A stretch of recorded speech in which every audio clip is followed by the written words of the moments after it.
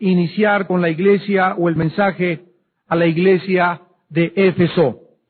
Antes de entrar de lleno al estudio de las iglesias, quiero que vean ustedes rápidamente en el capítulo 1, versículo 19 de Apocalipsis, la forma como el Espíritu Santo nos da o nos ofrece el bosquejo de todo el libro de Apocalipsis.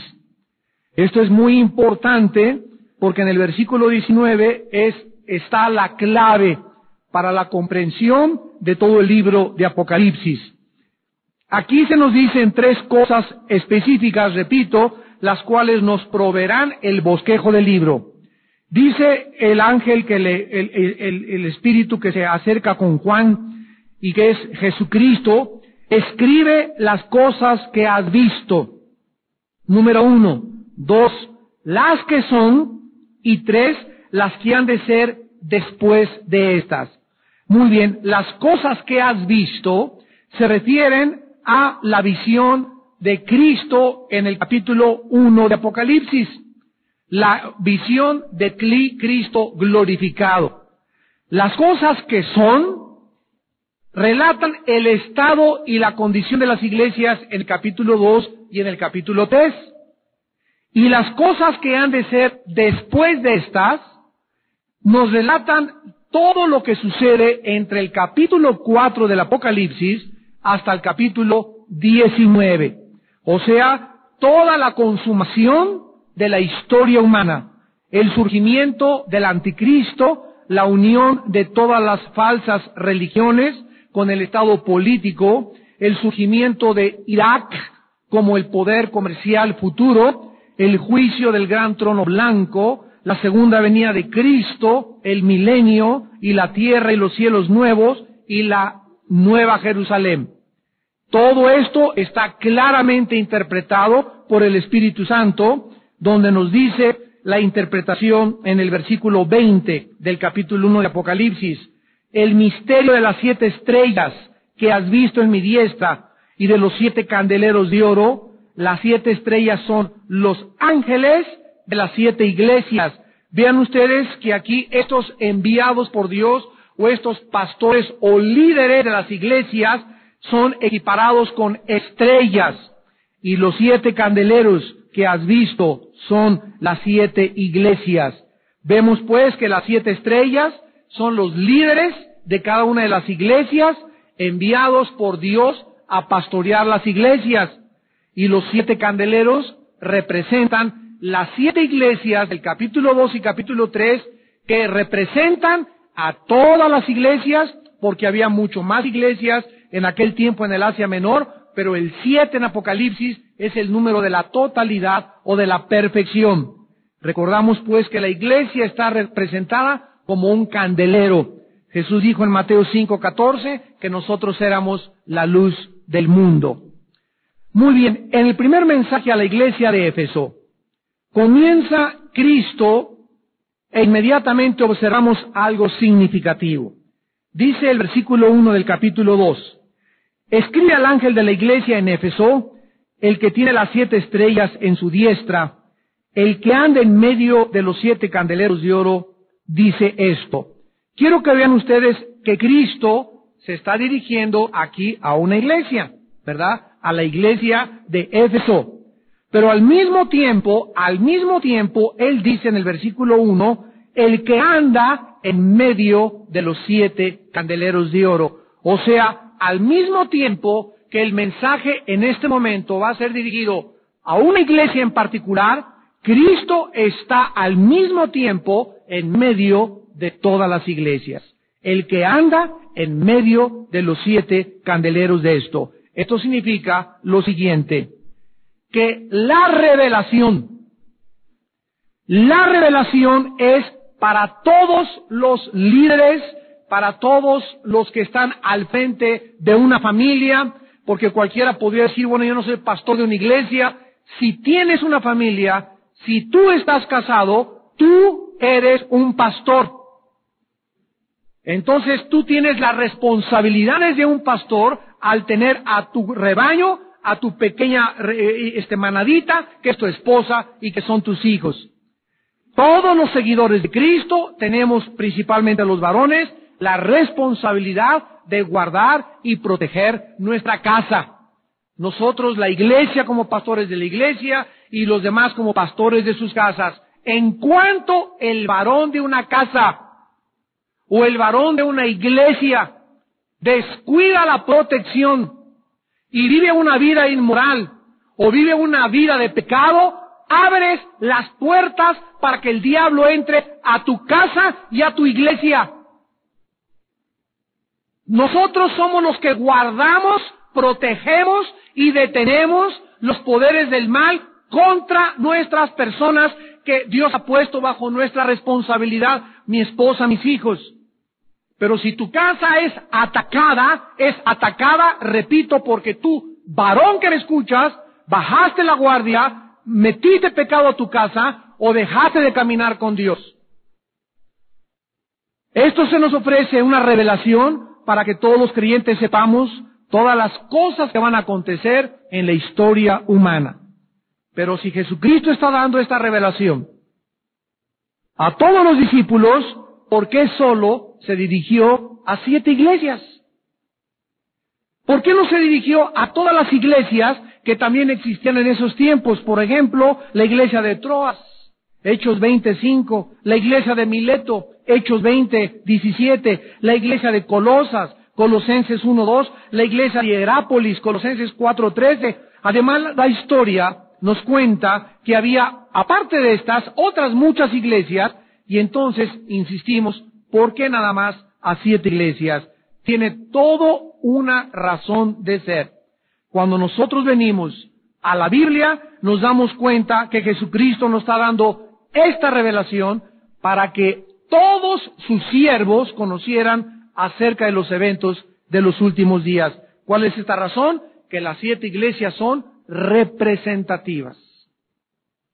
Las 7 iglesias son representativas de todas las demás iglesias, y las características encontradas en estas 7 iglesias son también las mismas características de todas las demás iglesias de aquellos tiempos, de toda la historia, de la actual historia y tiempos que vivimos actualmente en diciembre del año 2002 y en el siglo XXI, y además de cada uno de nosotros en particular. O sea que el mensaje a cada una de las 7 iglesias está dirigida a un individuo, porque el mensaje lo puedes apropiar para tu propia vida. Está dirigido a una familia y está dirigido a una iglesia local en particular, o a 5 o a 6, de acuerdo a si ellas se ponen el saco o si están bajo el pecado o las características descritas en cada mensaje. Cada una de las iglesias representa a una iglesia o a un tipo de iglesia en particular, y cada uno de nosotros, y cada iglesia que nos escucha, y cada pastor que nos ve por la televisión, tiene la responsabilidad de identificarse, de decir, eso es para mí, ese mensaje es para mí, porque el Espíritu Santo conoce el corazón de todos los hombres y todos tenemos diferentes problemas.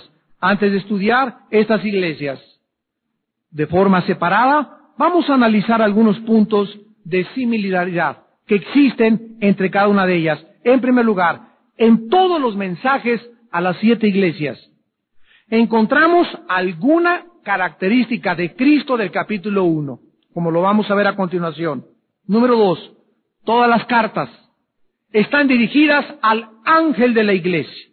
Esto significa al pastor, al enviado. La palabra angelus en el griego no solamente describe a los ángeles o a los espíritus que nos ministran, que dice Hebreos 1, 13 y 14, sino también se refiere a enviados por Dios. Como dice Hechos 20, Dios los envió a los pastores como ministros y obispos del rebaño que Cristo ganó con su sangre.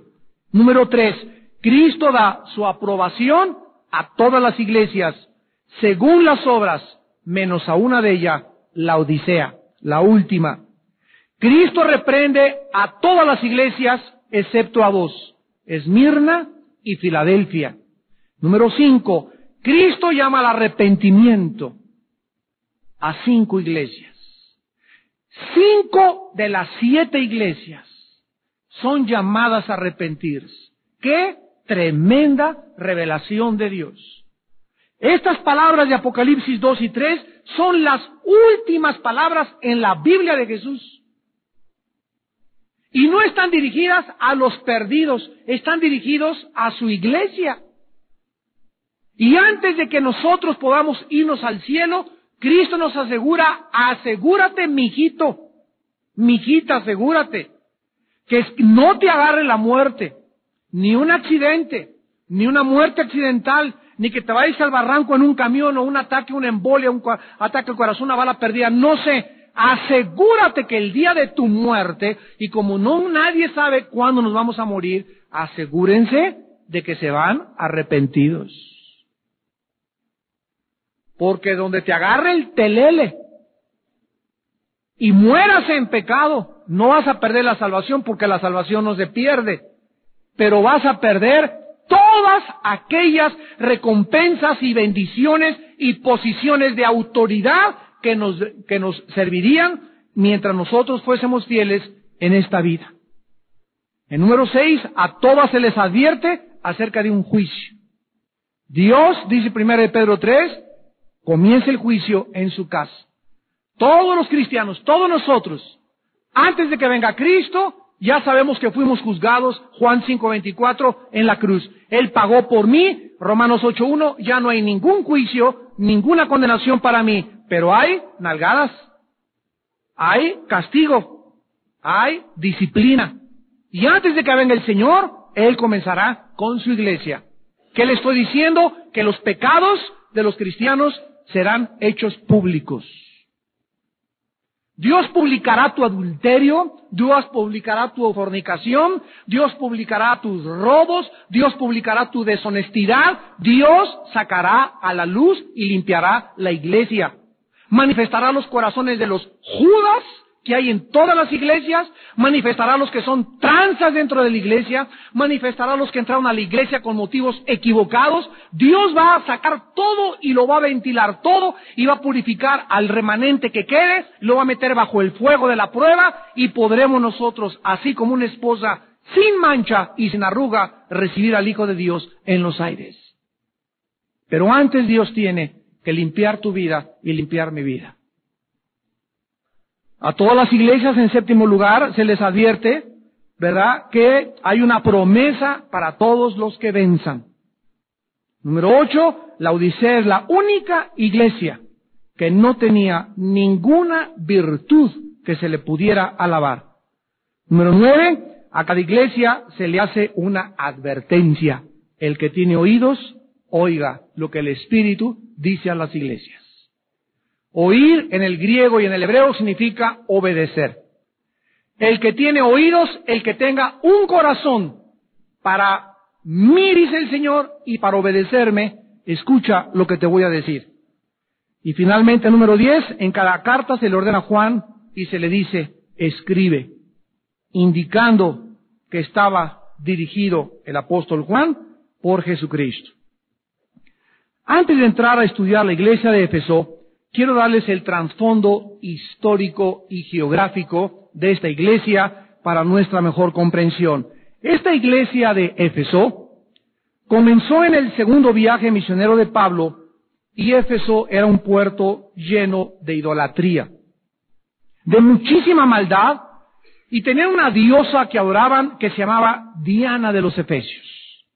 También se le conocía como la diosa Artemisa en Hechos 19:28. El templo dedicado a Artemisa o a la Diana de los Efesios era una de las más grandes maravillas del mundo antiguo. Tenía 120 metros de alto, por 70 metros de ancho, con 120 columnas de 12 metros de alto cada una. ¿Se imaginan lo que es ustedes 120 metros para un ídolo? Entonces era algo, repito, era una de las grandes maravillas del mundo antiguo.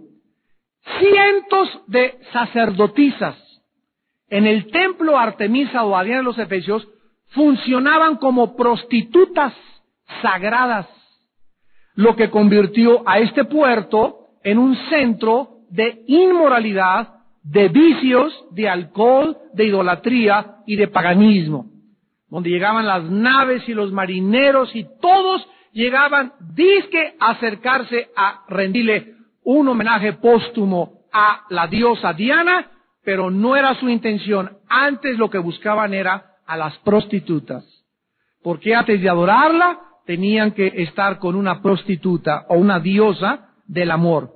En la costa del Asia Menor había 230 ciudades en aquella época, siendo Éfeso el primer puerto principal por las grandes riquezas marítimas y comerciales que disfrutaban. Pero también, aparte de la estatua a Diana, tenían templos dedicados a dioses romanos.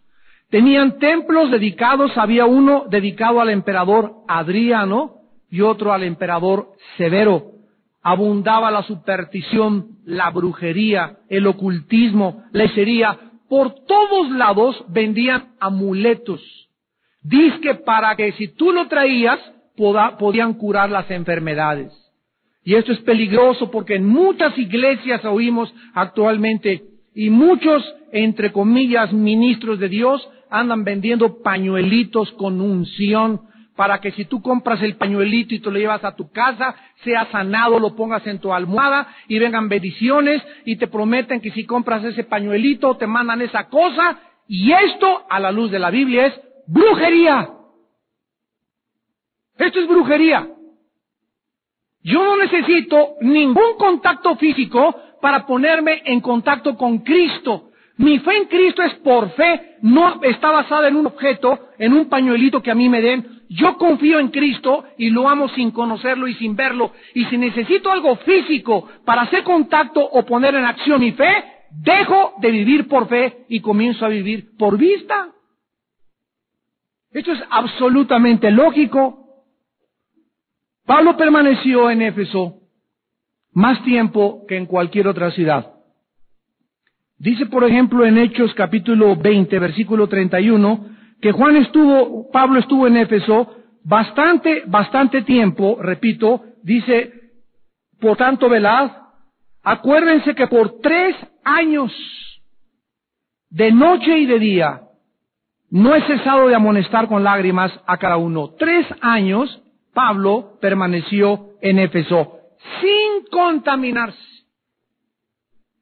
sin ser arrastrado por la prostitución, ni por la brujería, ni por el ocultismo, ni por el paganismo, como nosotros también podemos vivir y estar en Las Vegas, estar en Nueva York, estar en Cancún, estar en Acapulco en estas vacaciones. No importa el medio ambiente que nos rodee, el que está dentro de nosotros es más grande que el que está fuera de nosotros. Y si el que está dentro de ti es más grande y más poderoso que cualquier influencia que venga de afuera hacia adentro, resistirás,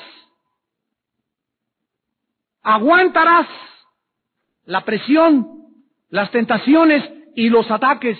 ¿Por qué? Porque mayor es el que está dentro de mí. Entonces, si tú cedes a la presión filosófica, a la presión moral que está a tu alrededor, es porque interiormente eres débil espiritualmente.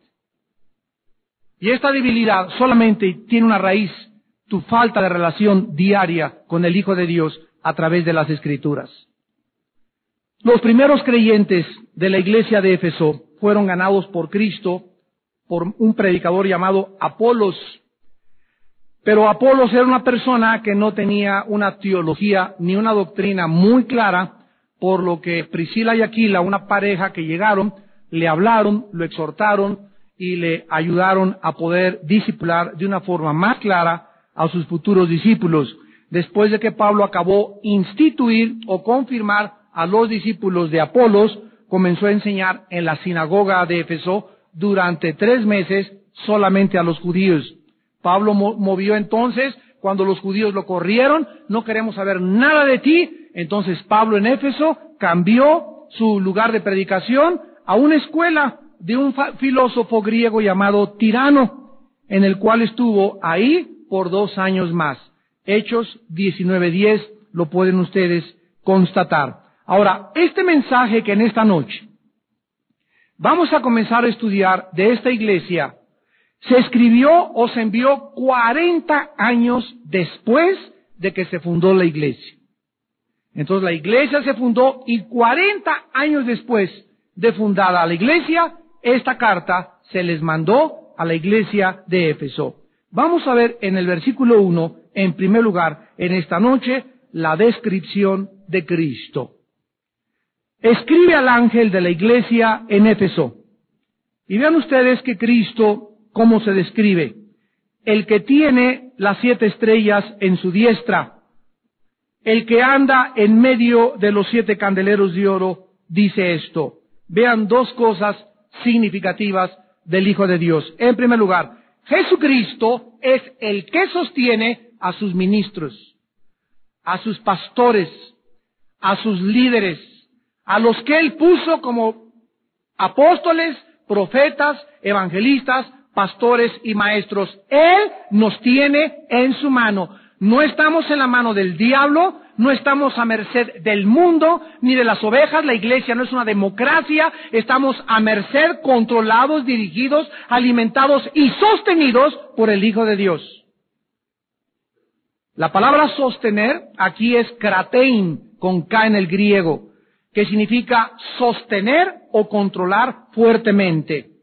Nosotros somos escogidos del mundo por la mano de Cristo. Cuídense de entrar al ministerio cuando Dios no te ha llamado.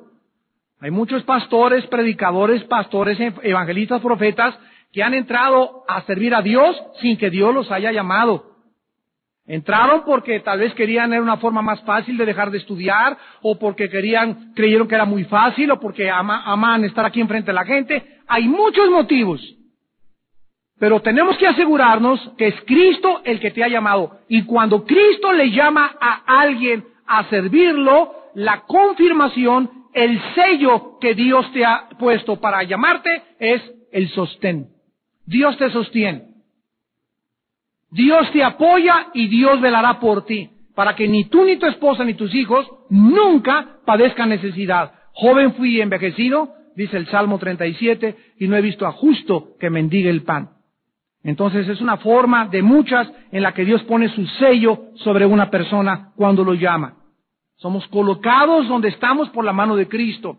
A uno los pone de pastores en la iglesia presbiteriana, otros en la metodista, otros Amistad Cristiana, otros Calacuaya, otros Vida Nueva para el Mundo. Es Cristo el que tiene la soberanía de ponernos a todos nosotros donde a Él le da la real gana, donde es su soberana voluntad. Yo no escojo, yo quiero ser predicador, yo quiero abrir una iglesia en Guadalajara, yo quiero abrir una iglesia en España, quiero dar cobertura a una iglesia en San Antonio. Es Dios el que dirige su obra. Y si comenzamos nosotros a actuar en la carne, yo quiero levantar una iglesia, una vez me habló por teléfono, oye hermano, aquí somos 3 familias y queremos ya poner una iglesia. Digo, bueno, ¿qué cree usted que es mercado? ¿Qué cosa?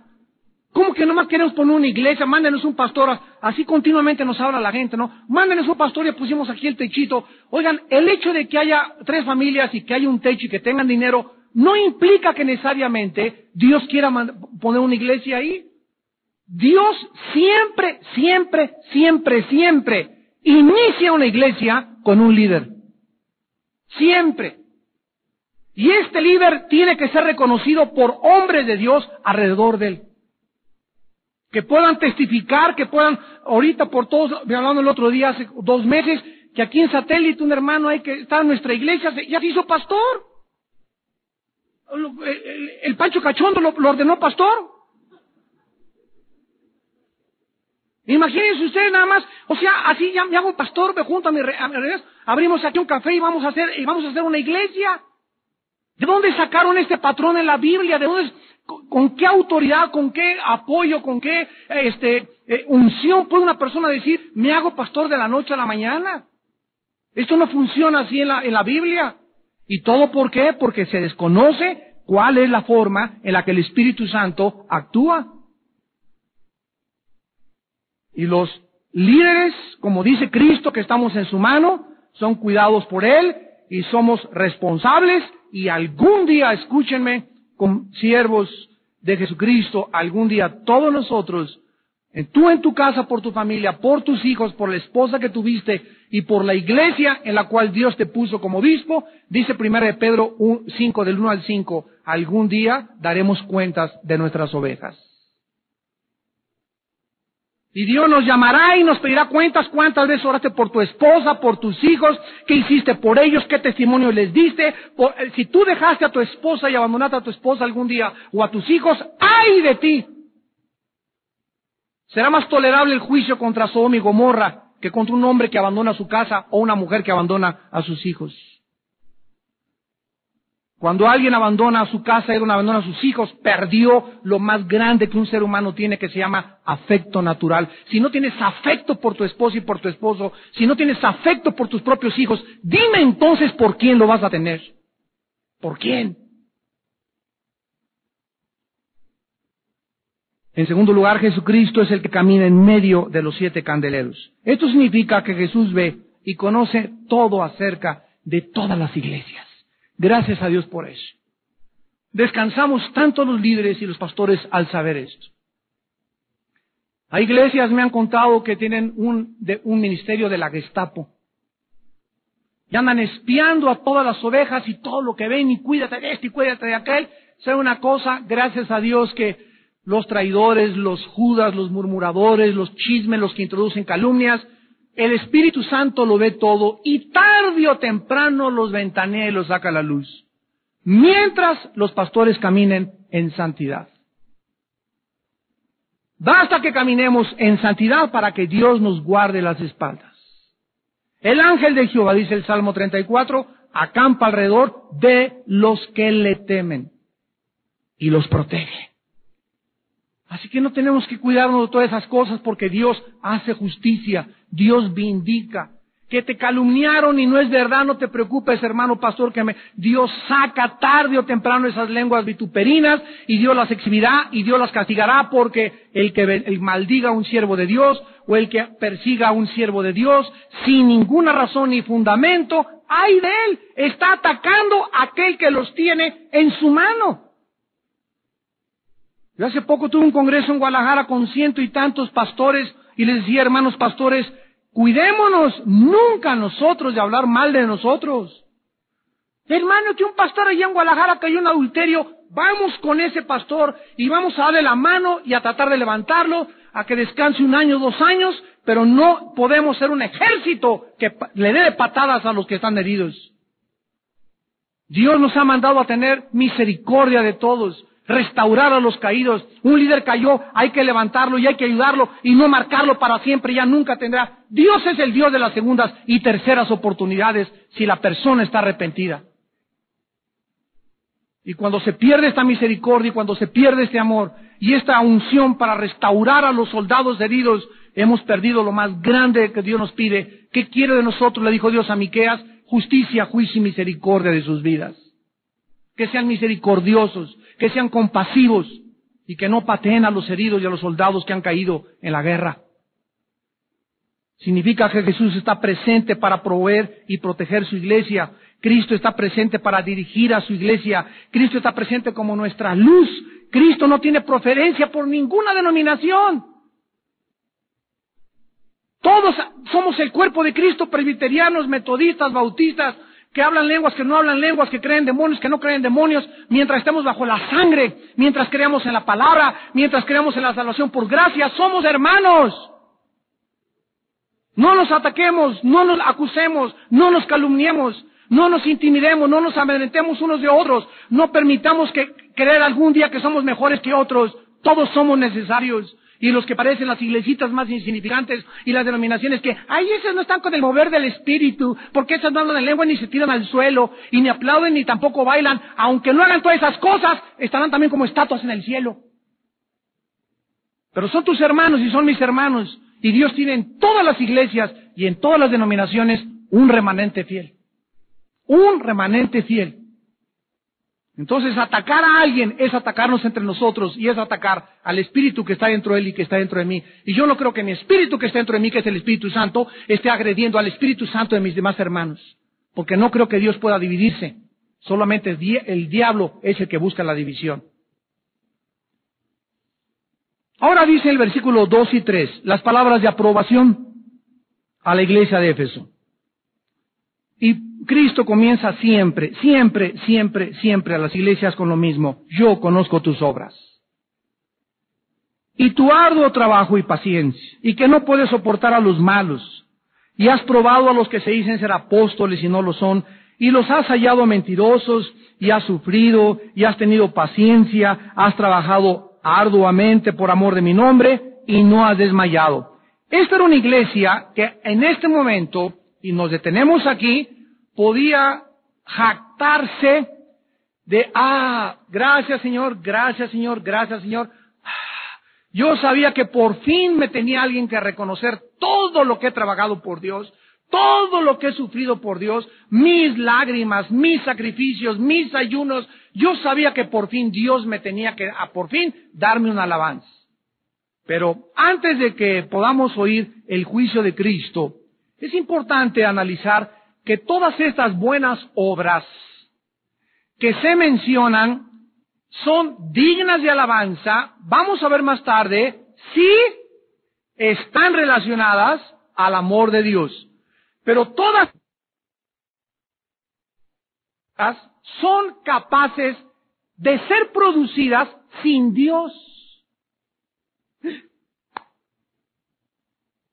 Y este es el problema con esta iglesia y el problema con muchos cristianos que me escuchan. ¿No se imaginan ustedes lo increíble que es nuestra naturaleza caída adámica, nuestra carne, para consagrarse? Y es posible que una iglesia pueda ser dinámica, pueda ser activa, que tú puedas ser persona y te levantas desde temprano, etcétera, etcétera. Es posible en la vida, ¿verdad? Ser paciente, soportar, ser celoso, tener una buena teología, estar buscando quiénes son los herejes, sufrir por Dios, trabajar por amor de su nombre y además no desmayar. Es posible hacer todas estas cosas en el poder de la carne. Pero vamos a ver en primer lugar que esta iglesia servía, ¿verdad? Era una iglesia que hacía las obras de Dios, se evangelizaba, trabajaba para Cristo, tenía escuela dominical, tenía evangelismo, tenía muchas actividades. El Señor conoce el trabajo de cada uno de nosotros, de cada miembro y además de cada iglesia y las energías que gastamos en su obra. Por ejemplo, dice en 2 de Crónicas 15, versículo 7, una gente destruía a otra y una ciudad a otra ciudad. Dios les turbó con calamidades. Pero esfuércense ustedes y no desfallezcan vuestras manos, pues hay recompensa para vuestra obra. Dios surgió a la iglesia o al grupo de creyentes del Antiguo Testamento que no dejaran de trabajar para Él. En el Nuevo Testamento, dice Hebreos 6, 10 al 12, Dios no es deudor para olvidar la obra que tú has mostrado para sus santos. Dice en Gálatas, no os canséis de sembrar porque cosecharéis a tiempo. 1 Corintios 15, 58, estar firmes y constantes porque vuestro trabajo en el Señor no es en vano. Entonces aquí vamos a tener mucho cuidado que Dios nos está diciendo, no hagan obras. Vamos a ver la razón de Cristo. En segundo lugar, era una iglesia que soportaba pruebas. Se mantenían trabajando aun cuando las cosas se ponían difíciles. Era una iglesia celosa del pecado. Dice, no puede soportar a los malos. No toleraban el pecado entre la iglesia. Era una iglesia que se cuidaban en la santidad, al contrario de la iglesia de Corinto, que tenían fornicarios y no hacían nada con ellos. Era celosa de la doctrina. Has probado a los que se dicen ser apóstoles y no lo son. Esta iglesia, estos pastores, examinaban a los que venían a predicar y checaban que sus doctrinas fueran acorde con la palabra de Dios. Pablo les había advertido en Hechos 20, 28 al 31, que se cuidaran de los lobos que entraban a la iglesia encubiertamente. ¿Por qué estas precauciones? Porque Dios nos ha encargado que cuidemos y defendamos y ardemos y contendamos ardientemente por la fe. Y Dios le agrada que seamos celosos, que seamos cuidadosos, que no cualquier persona le demos el púlpito, etcétera, etcétera. Eso es una cosa muy buena de una iglesia y de tu vida. Y finalmente, había sido una iglesia sufrida y perseverante. Habían sufrido y habían tenido paciencia y no habían desmayado. Es el retrato, claro, casi de una iglesia perfecta. ¿No es verdad? Sin embargo, hay una acusación. Hay una acusación. Regresamos a Apocalipsis 2 y dice el versículo 4, pero, ¡qué barbaridad! Esta sola palabra, pero, hace todo y toda la diferencia. Todas estas buenas obras eran realmente muy buenas, loables y dignas de alabanza. Pero debemos recordar que Dios no ve nuestras obras, sino los motivos. La verdadera razón interna por lo cual hacemos lo que hacemos. El origen de nuestras obras nunca puede ser nuestra carne, nuestra naturaleza caída, sino todas las cosas que hagamos tienen que ser, escúcheme con cuidado y lo voy a explicar, tienen que provenir como el resultado de mi unión con Dios, de mi diaria comunión íntima con Dios, de mi relación íntima y de mi amor secreto con Dios. Si yo diario no tengo una comunión íntima, secreta, amo a Cristo, tengo una relación con Él en oración y en la palabra de Dios, yo no puedo hacer nada, porque todo lo que haga no proviene de mi relación y de mi unión con Él, proviene del esfuerzo de mi propia carne consagrada exteriormente. Hay pastores, líderes cristianos que se levantan en la mañana, una persinada, Jesucito mío, Jesús, amén, 15 minutos, una cosa mecánica, ya un devocional frío, no sintieron el latir corazón de Dios, no estuvieron ahí 40 minutos, en la madrugada 1 hora con el Señor en su palabra, 2 horas con el Señor, y así se paran, se quitan, y a las 1 una oración, a las 11 una predicación, a las 3 de la tarde un seminario, a las 4 evangelizar al Zócalo, y así vamos a la calle, ministramos en nuestra casa, trabajamos en los lugares de nuestro trabajo, y todo lo que hagamos, aunque parezcamente bueno, y estás repartiendo folletos, y estás muy servicial en la iglesia, puede ser muy loable para los hombres. Pero si todo eso que tú haces no es el resultado de porque en la mañana pasaste mucho tiempo con Dios, Dios nunca te lo tomará en cuenta. Antes de ser salvados, nunca, jamás, dice la Biblia, hubo una sola obra que pudiera tener mérito que yo hubiera hecho, que tú hubieras hecho delante de Dios. Antes de ser salvados, tú pudiste haberte ido a la villa 10 veces ida y vuelta de rodillas, pudiste haber hecho un asilo para los ancianos, pudiste haber regalado el dinero a los huérfanos, pudiste haber dado la mitad de tu dinero a la gente, pudiste haberte ayunado durante 50 días, pero todas las cosas antes de nuestra salvación, dice Isaías 64:6, que todas nuestras justicias eran como trapos de inmundicia.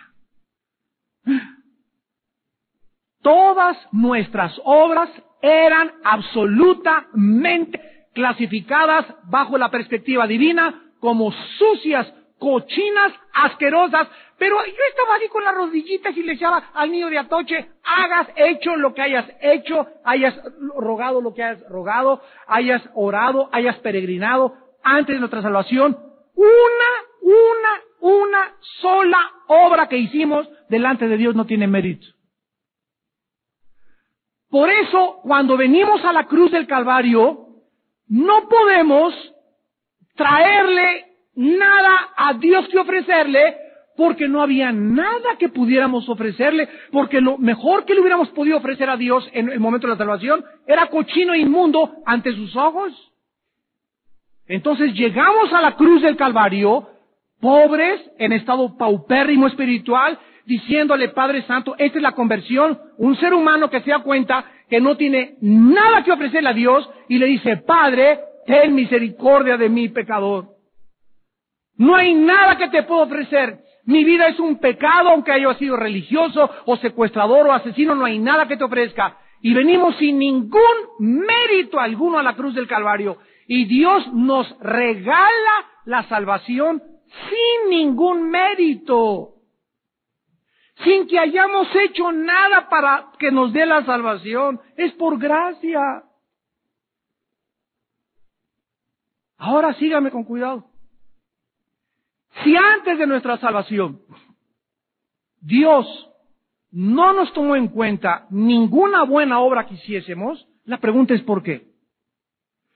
Porque todas las obras buenas a nuestra perspectiva las hicimos sin tener una relación con Él. Era solamente esa bondad falsa, con motivos equivocados, que hacemos las cosas, ¿verdad? Antes fuéramos salvos, estábamos muertos. Un muerto no puede ofrecerle nada a Dios que valga la pena ni que tenga precio.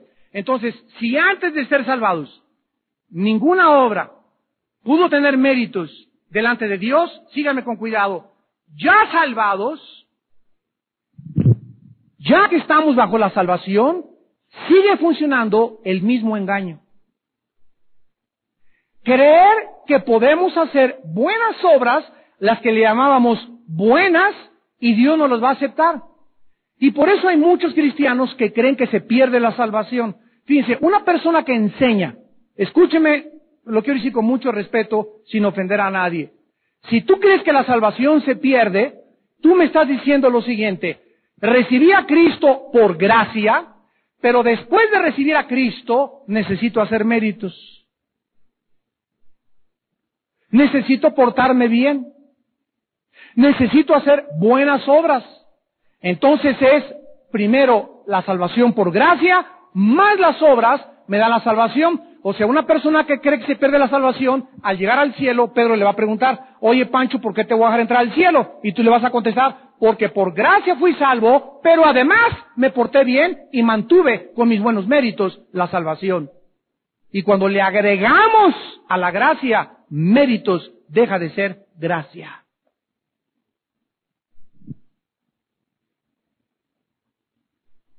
Después de salvados, podemos continuar creyendo y cayendo en el mismo engaño, de hacer o producir nosotros mismos nuestras buenas obras para Dios sin tener una relación íntima con Él. Nuestras buenas obras, amados santos, ya que nosotros hemos sido salvados, ya que soy cristiano, mis buenas obras que yo hago siendo cristiano tienen que provenir de mi relación con Dios, de mi unión con Dios, de mi comunión íntima con Dios, como dice Juan capítulo 15 del 1 al 5, de una forma preciosa. Yo soy la vid, mi Padre es el labrador. Todo pámpano que en mí no lleva fruto lo quitará, y todo aquel que lleva fruto lo limpiará para que lleve más fruto. Muy bien, el fruto que tú produces, que es las buenas obras, el fruto que yo produzco, ¿cuál es su origen?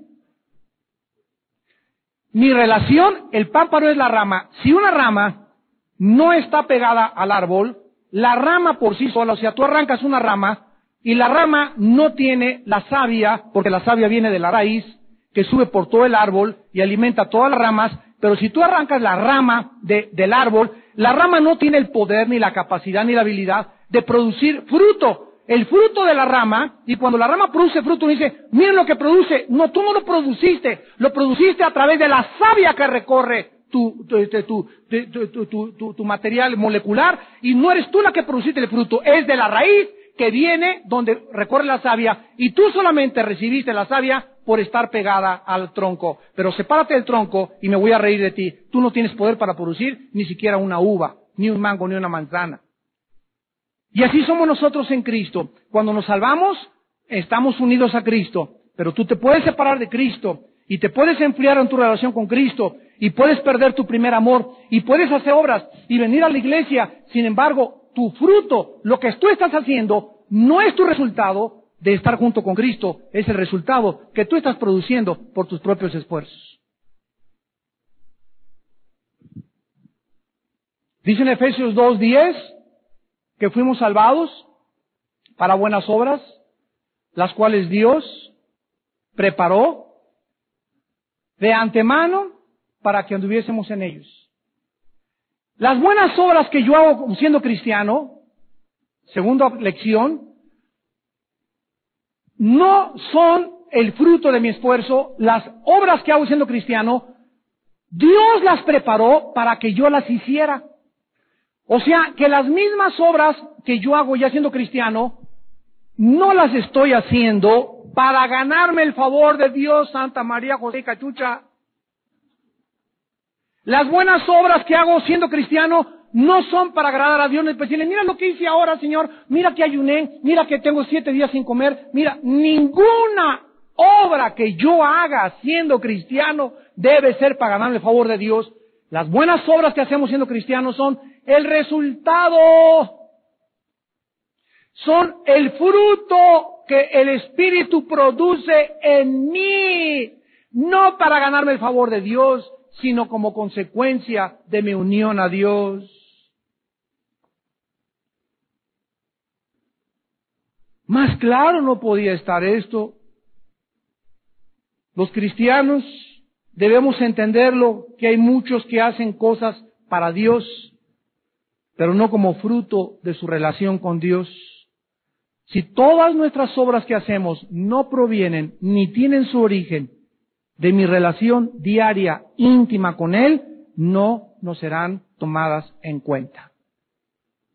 Seguirán siendo delante de Dios como trapos inmundos, porque la Biblia dice que no somos capaces de producir nada separados de Él.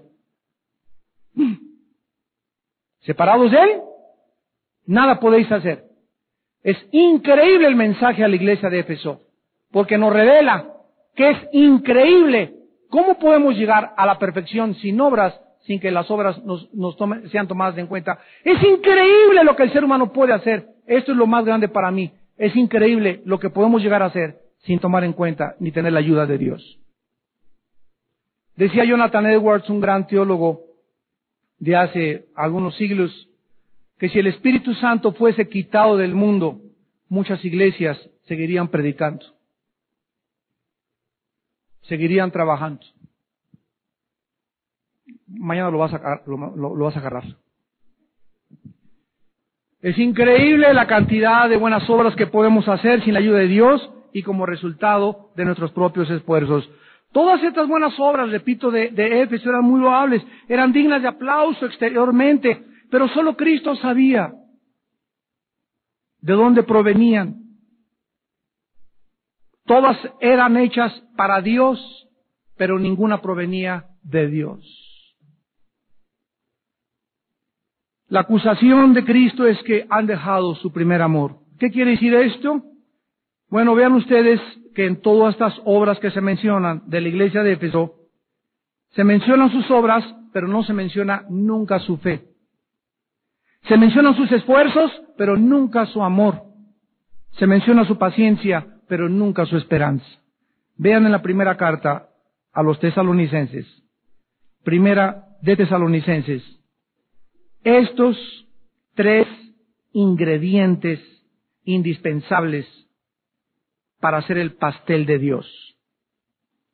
Tú puedes hacer un pastel y ponerle harina y ponerle levadura, pero si no le pones mantequilla, de alguna forma parece bonito, tiene betún, pero cuando lo pruebas, le falta el ingrediente principal.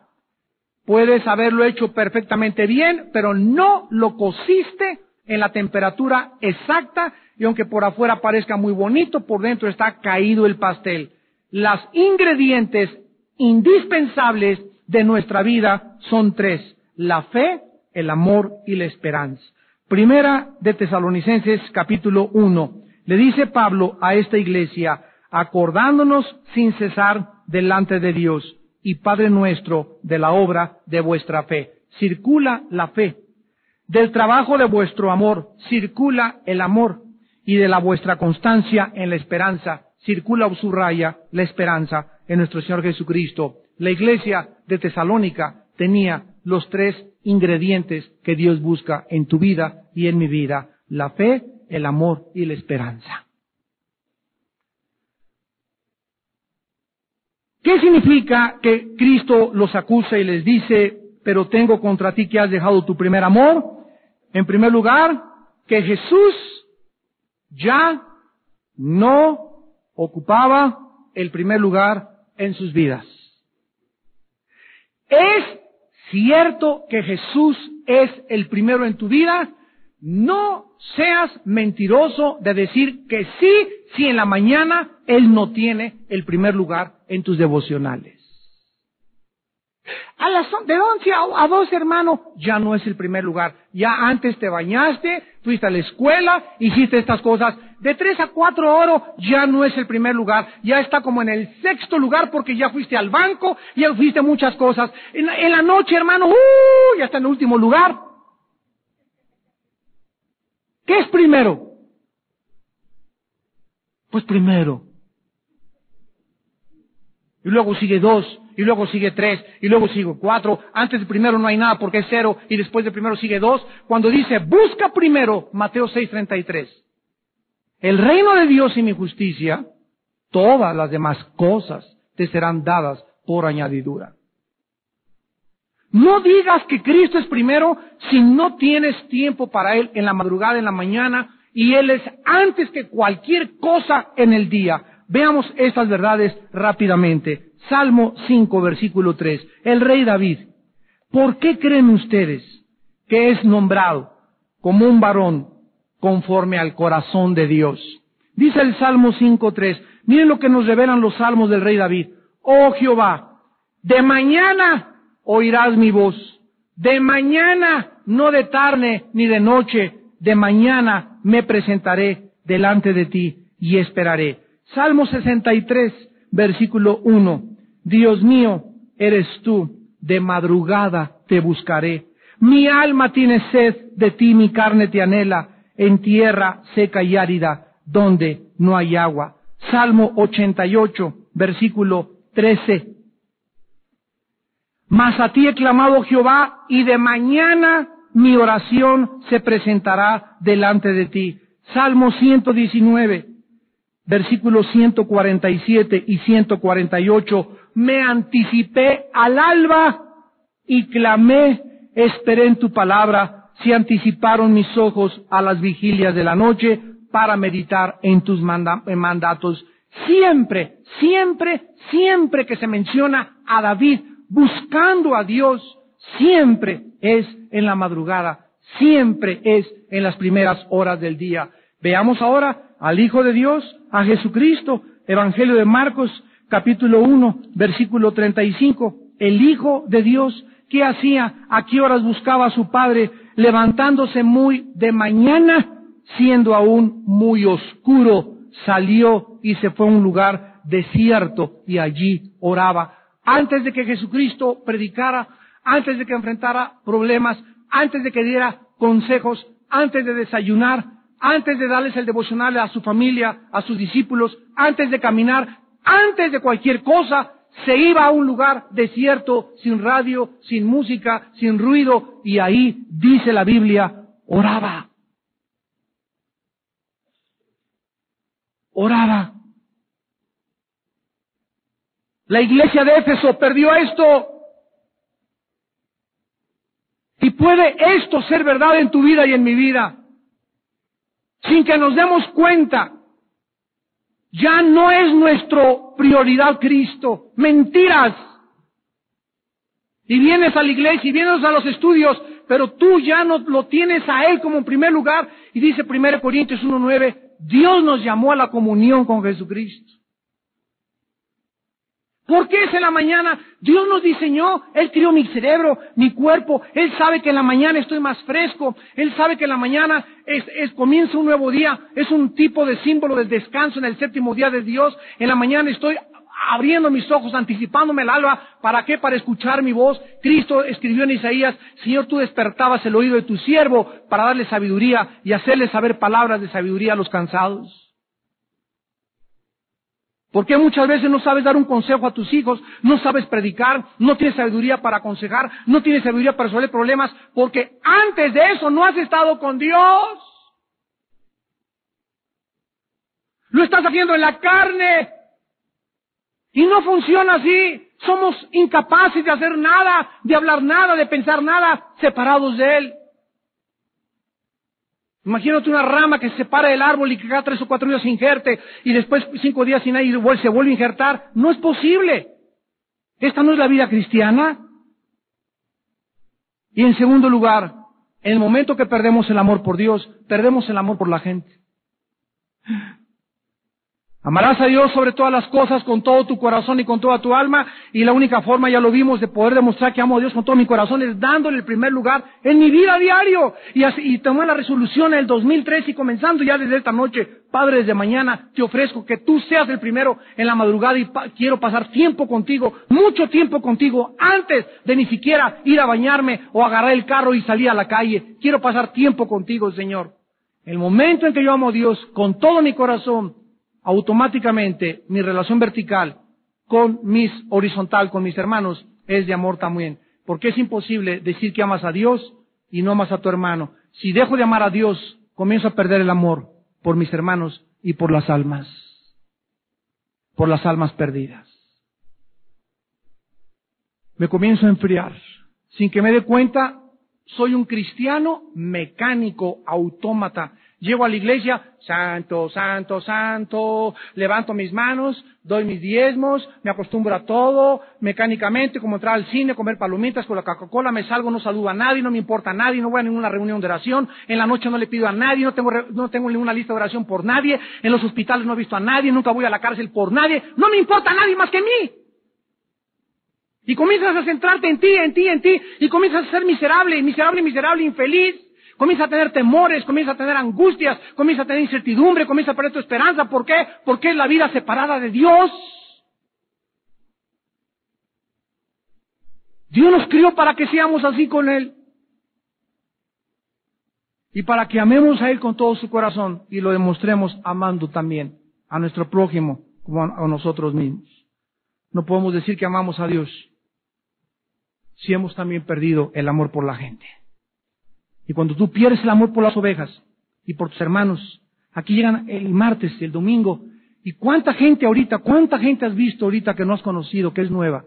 Te has acercado a alguien que no conoces: oiga, mucho gusto, ¿quién es usted? Yo tengo aquí 1 año en la iglesia, aquí está mi tarjeta, qué bendición, cuánto tiempo tiene usted, pero no te importa quién pase a tu derecha, ni quien esté sentado enfrente de ti ahorita, ni quien está atrás. Tú vienes a lo que vienes, centrado en ti, en tus intereses, en tu Biblia, en tu crecimiento, pero no te importa lo demás, y no se puede.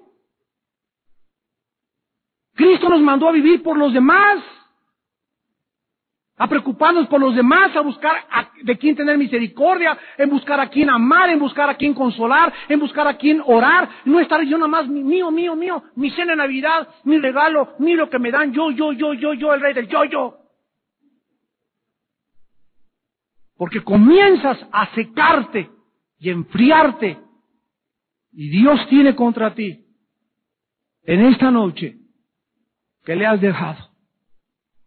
Eres un cristiano mecánico, autómata, religioso, legalista, religioso hasta los tuétanos. Pero sin embargo, en tu corazón, Él ya no es el primer lugar. Oremos.